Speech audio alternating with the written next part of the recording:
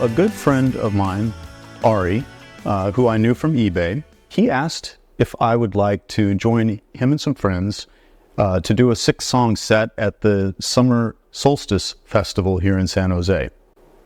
Now, at that point in time, I had not performed in front of people for about 30 years. But I thought it would be a lot of fun, so I agreed. And as part of our set, we got to do one of our original songs, a song called Livin' Life. And if you haven't heard it, you will be able to hear it on YouTube and everywhere else. So we did that. I enjoyed it. The group had a really good time doing it. And so we started talking about doing next year's.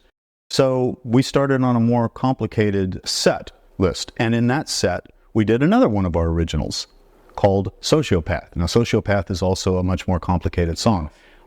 It's complicated on many instruments. One of them is bass. And I want to mention that Michael Vidstead, who is one of our original founding members in Gray, this was kind of a quest for him to be able to play it, and we worked through it for damn near anybody, actually. Yes, the bass works in that song, and big job. It's a big job. Plus, he had to sing background vocals at the same time, so he had to not only play a very difficult part, but he had to sing backup on that as well. And he did a great job. It's pulled off great. Yeah. That video is actually online. You can see that on YouTube as well. So I've seen those videos. You guys really hit up your game. You're flying high. You played a very successful gig at Solstice Festival 2019. Yep. That's done. Now, what comes next? Yeah, everybody wanted to start up very early and do even a more complicated set than that. We wanted to add instruments and that sort of thing. And this time I introduced a song called Cute Little Lesbians that Matt and I had written.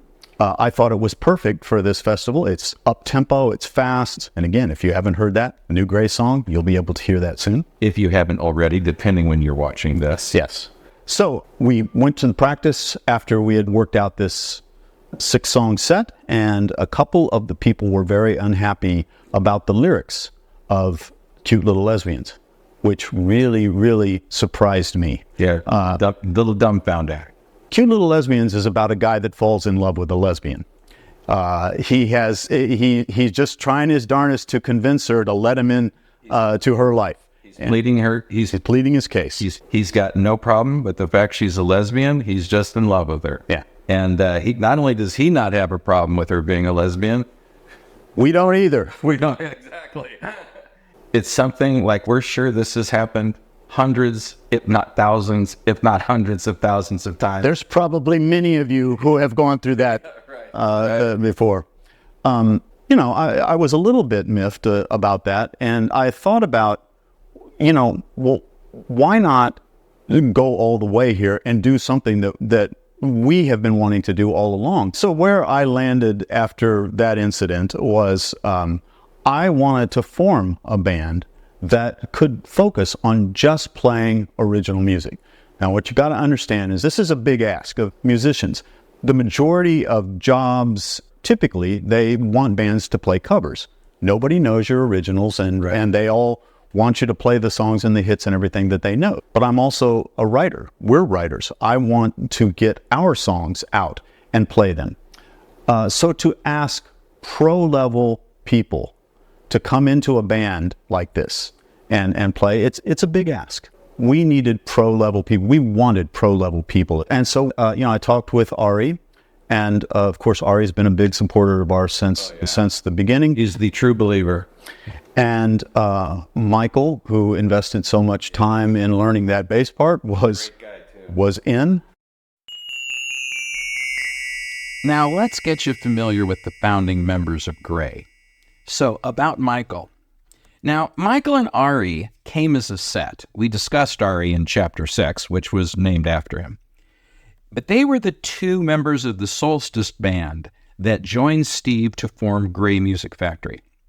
Now, years before, Ari and Michael met at a wedding in Stockholm, Sweden, after which they started a pop band called Room 62. Now, Michael had the least experience of the group, but just surprised everyone with his sheer determination, along with just an exceptional degree of untapped natural ability. Michael was born in Upplands Väsby, Sweden, home of the band Europe, who you may know from their 1986 hit Final Countdown. Now, I had to remove the sound here for copyright reasons.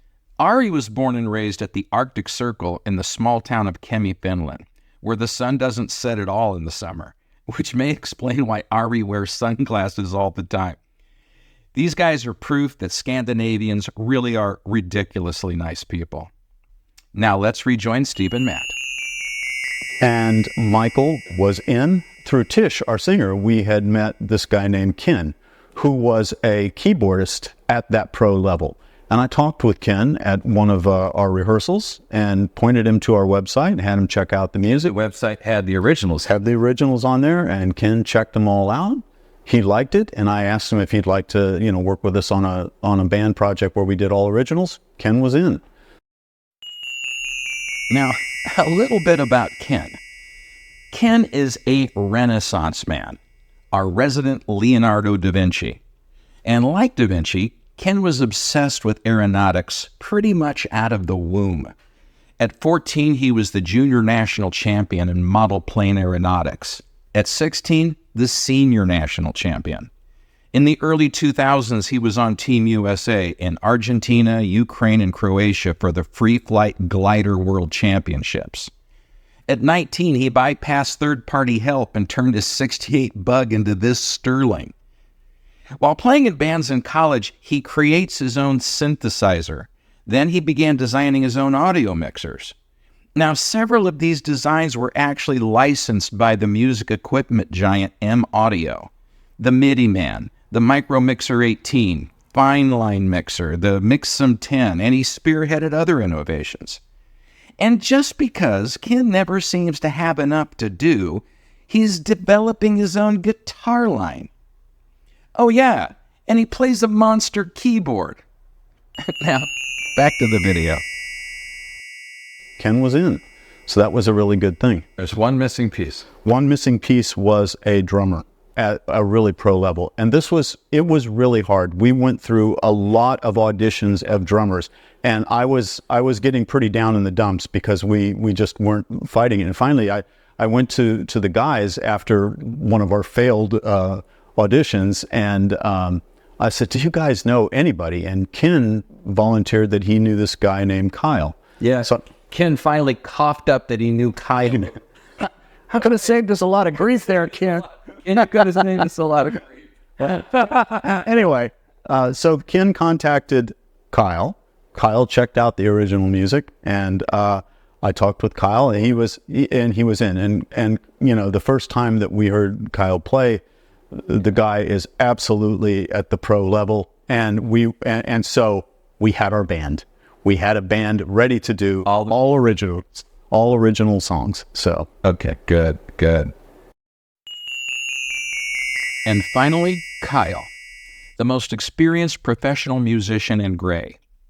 Born and raised in Denver, Kyle had fallen in love with drums by the age of 10.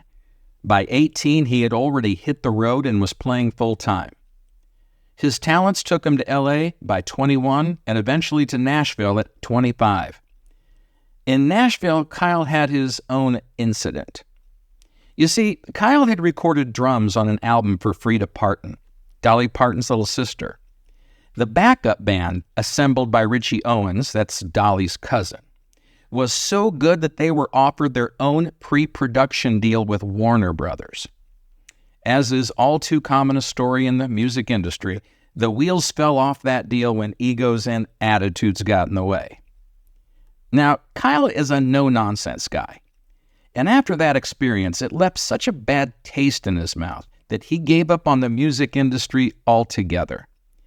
After that episode, he packed his bags and headed to Northern California, went back to school, and actually created a successful IT consulting business in the Silicon Valley. It was after a full 20 years before he picked up his sticks again and remembered why he loved playing. To satisfy the itch, Kyle joined a classic rock band where he met Ken Bauer. That's when he heard Matt and Steve's music and their need for a drummer. When he heard their music and saw their goals were aligned with his own, to simply create good original music. He threw his hat in the ring. Today, Kyle is the stabilizing core of Gray. He's patient, dependable, and a leader by example, which is why we call him the captain. Now, the fact is, without each of the people you've met today, Ari, Michael, Ken, and Kyle, there would be no Gray Music Factory. So please give us that important like, and we'll see you in the next and final chapter of the Genesis of Gray series. That's Chapter 8, the COVID Catalyst.